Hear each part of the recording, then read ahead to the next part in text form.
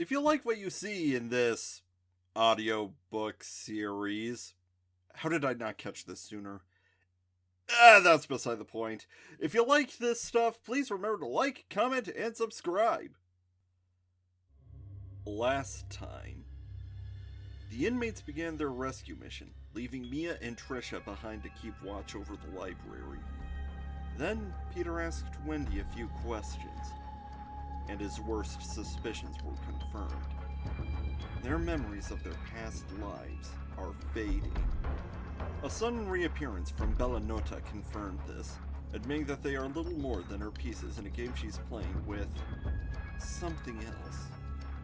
Her appearance and attitude only served to make the inmates ready for battle, but filled Peter with an unshakable sense of dread. What happens next? Well, now you can find out. Sleepwalkers of Night Realm. Written and read by storyteller B.J. Foltz.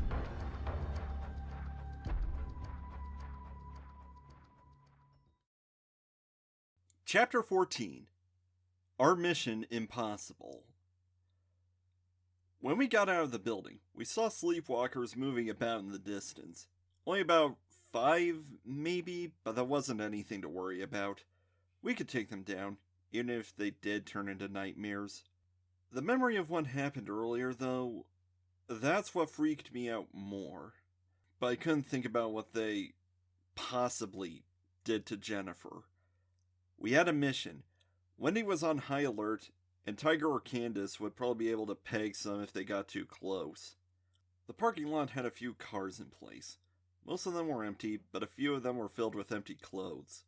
One was even smashed into another, the driver apparently disappearing before parking.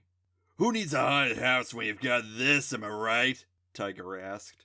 "Yeah, when's the mummy popping out? I want to stamp something," Candace said. "Keep it down," I whispered. "We don't know who or what's out here." "There," Wendy hissed, pointing at a large armored car. "I can sense him." I was so glad we had Wendy here. I ran over to the transport vehicle, keeping my head low and my bat firm in hand. When I got there, I hunched over. "Mikey," I hissed. "Mikey?"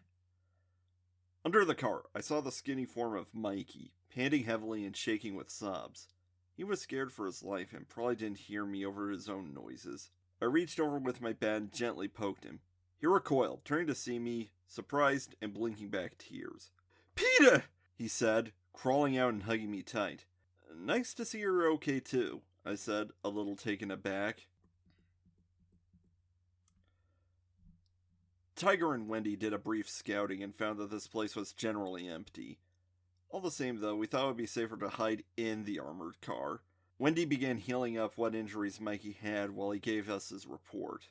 "Okay, so things were going easy. Alex in front when... I'm not sure what happened. These 3 weirdos came up and... things went... different. Like, more different than now. I barely got away." "Wait, 3 weirdos?" I asked. "These kids, triplets, I guess, and they were super creepy, like her," Mikey said, pointing at Candace. "Well, I'll be doggone," Candace laughed. "That sounds like the owls. So they did disappear. That's great. I need some underlings who respect the status quo. No offense, but you folks are terrible at this. If you weren't so much better at being meat shields, I would have shanked the whole lot of you by now."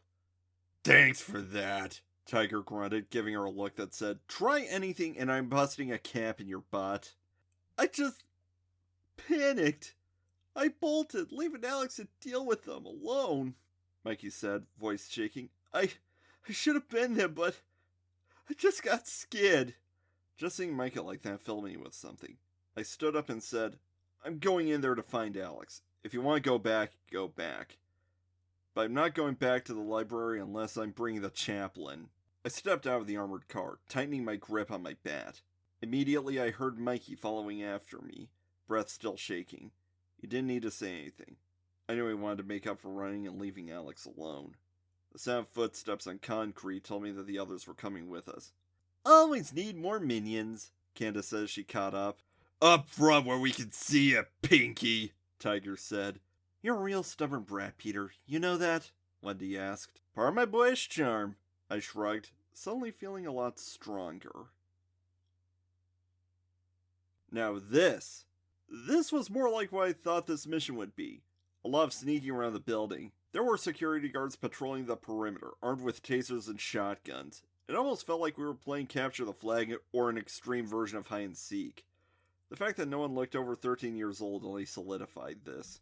I had to remind myself that there was no more than 30 people who went with Ray, which didn't help anything since I was only leader of a group of 8. None of us said anything, fearing that would only give us away. But I was still paranoid that we would be given away by the steps of our bare feet or my pounding heart. The security system was apparently down, since no alarm was raised as we snuck around the building, looking through windows to try and get an idea of where Alex was being kept. That was the easy part, though. We peered through a window and saw the cells, where Alex was tied up, looking battered and bruised. Surrounding him were 3 boys. Ray, this heavily muscled 12-year-old who looked like my 5th grade bully, and a lithe-looking blonde kid who looked about 8. So, Chaplain, I'm asking you again, Ray said. What did you do to Jennifer?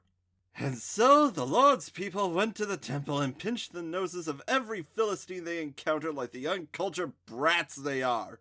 3 Peter 4:18, Alex said. That's not even in the Bible. Oh, look, he has a brain after all. Alexandrians 7:32, Alex said, grinning. Ethan, Ray asked flatly. The muscular kid punched Alex, knocking a tooth out.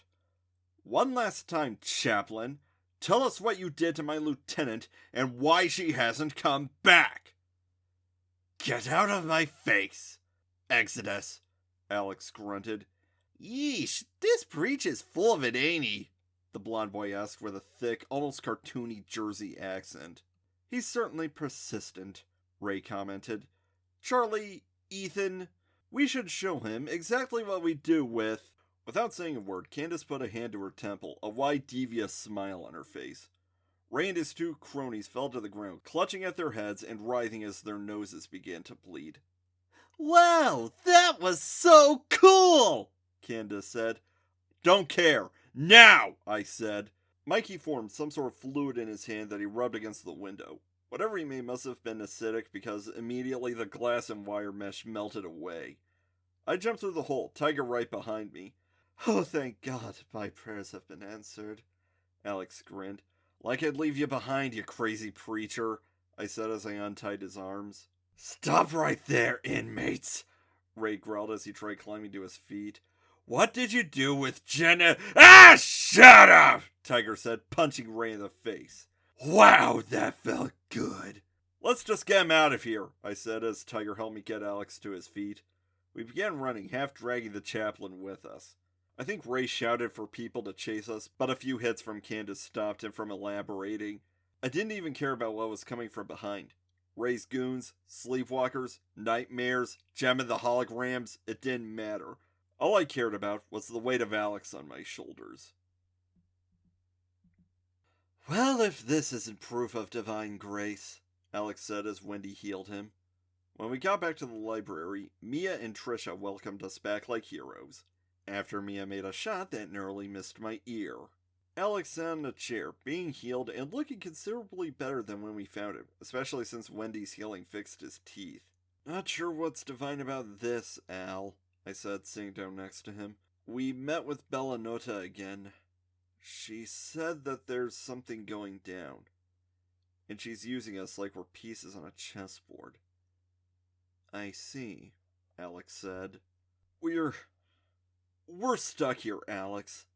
Stuck in a game played against someone we don't know by beings we can't know and for reasons we're not being told, I said, falling to my knees. It's...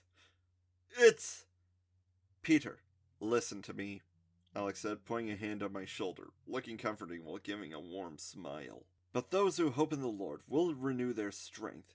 They will soar on wings like eagles. They will run and not grow weary. They will walk and not be faint. And that's an actual Bible quote. Have faith, my friend. We'll get through this. Thanks for that, Al. I smiled, but still felt the sense of vast hopelessness from what Bella revealed. But Alex had a point. Besides, I saved the people I wanted to. Just needed to keep faith. I sat down behind the desk and watched as Candace and Tiger walked back into the pocket dimension, Mia trailing after them. Trisha and Mikey were playing nearby, Mikey looking happy just to have this moment, and Wendy continued healing Alex. I leaned on my hand as I mulled things over. I then noticed the black tome next to me. Why did this thing keep finding me? And more importantly, why do I always want to read it? That last part's important because I picked up the book and began flipping through the pages. More incomprehensible words and creepy drawings. I'm not sure what I expected going through this again. Until I came across one page that had red ink scrawled across it. I couldn't place it, but the handwriting seemed familiar. What chilled me to the bone, though, was what I read there. Right in the middle of the page was, innocent, guilty, indifferent. Blood spilled to make eternal lasting night, leaving only the all-consuming night, uniting all in its turmoil. Innocent, guilty, indifferent. The librarian, a prisoner, and a guard.